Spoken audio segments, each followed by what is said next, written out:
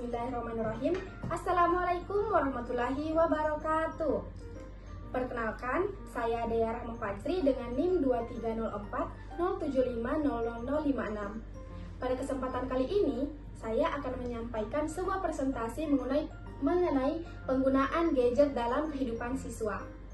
Teman-teman, coba kalian perhatikan keadaan di sekitar kalian.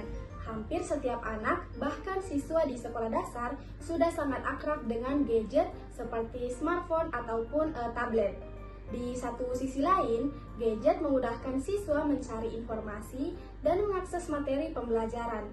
Namun di sisi lain juga penggunaan gadget yang tidak terkontrol dapat menurunkan konsentrasi belajar dan mengurangi interaksi sosial siswa.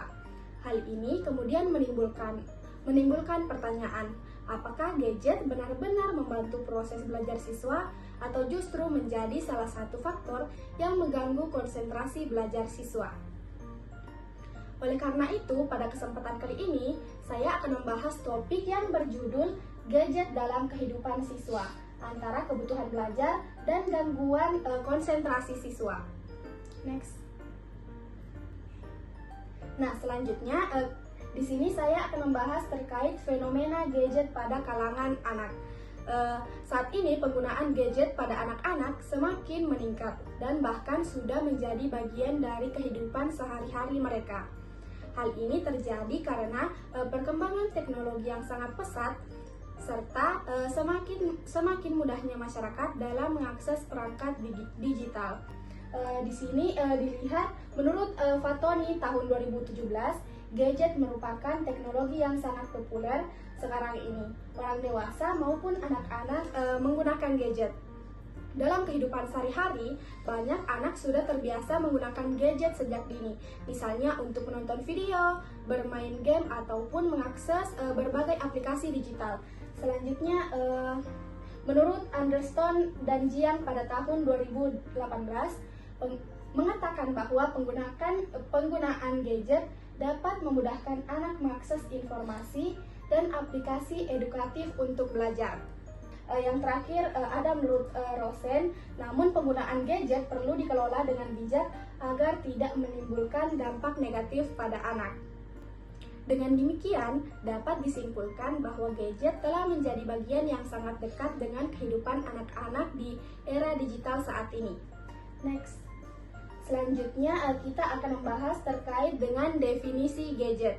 Jadi sebelum membahas lebih jauh mengenai dampak penggunaan gadget pada anak, kita perlu memahami terlebih dahulu apa yang dimaksud dengan gadget.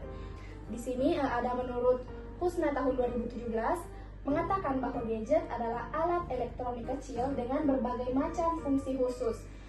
Selanjutnya ada menurut Warisya tahun 2015 mengatakan bahwa gadget digunakan sebagai media informasi, media belajar, dan hiburan.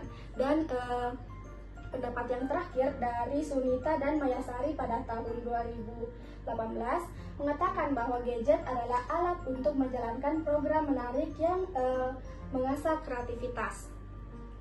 Dengan demikian, gadget tidak hanya berfungsi sebagai alat komunikasi saja, tetapi juga dapat dimanfaatkan sebagai sarana belajar, sumber informasi, serta media hiburan bagi anak-anak. Next. Selanjutnya, kita akan membahas terkait seberapa besar penggunaan gadget pada anak berdasarkan data yang ada. Di sini dapat dilihat menurut data Badan Pusat Statistik tahun 2024 mengatakan bahwa persentase anak usia dini menggunakan telepon seluler sebanyak 39,71%. Selanjutnya ada persentase anak usia dini yang mengakses internet ada sebanyak 35,57 yang mengakses internet, sedangkan 64,43 anak belum mengakses internet. Selanjutnya ada akses internet berdasarkan kelompok umur. Jadi di sini dapat dilihat anak usia 1 sampai 4 tahun sebanyak 33,80% sudah mengakses internet. Selanjutnya ada kecanduan media sosial Pada anak umur 13-14 tahun dapat dilihat bahwa di Indonesia ini dilaporkan mulai mengalami kecanduan walaupun itu terletak di wilayah tertinggal. Jadi data ini menunjukkan bahwa teknologi digital sudah mulai sejak usia yang sangat dini. Selanjutnya terkait dari survei Komisi Perlindungan Anak Indonesia, dijelaskan bahwa lebih dari 71,3% anak usia sekolah memiliki gadget dan memainkannya dalam porsi yang cukup lama, di mana dalam sehari ada sebanyak 79 responden anak boleh memainkan gadget selain untuk belajar. Next.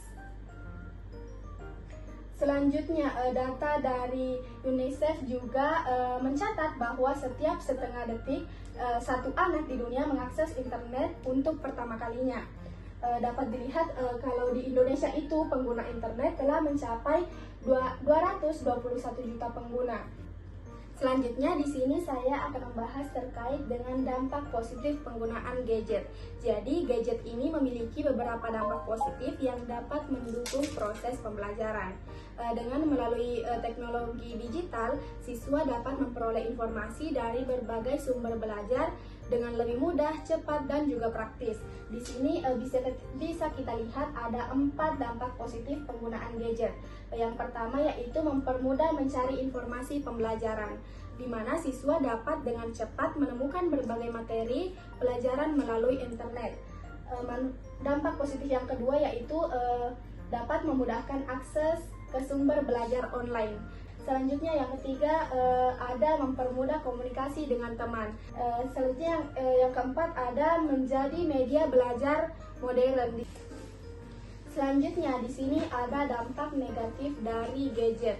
Jadi selain gadget itu memberikan dampak positif, penggunaan gadget juga dapat menimbulkan dampak negatif bagi anak. Penggunaan gadget yang berlebihan dapat mempengaruhi perkembangan anak baik secara fisik, sosial maupun emosional.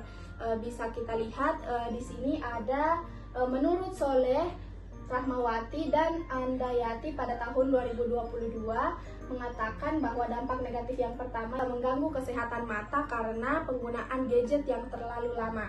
Yang kedua ada anak kurang bersosialisasi dengan lingkungan karena lebih sering bermain gadget. Selanjutnya ada konsentrasi belajar menurun. Selanjutnya ada resiko mengakses konten yang tidak sesuai dengan usia karena internet bisa berisi berbagai jenis informasi. Selanjutnya, apa saja sih solusinya untuk mengatasi dampak negatif dari penggunaan gadget?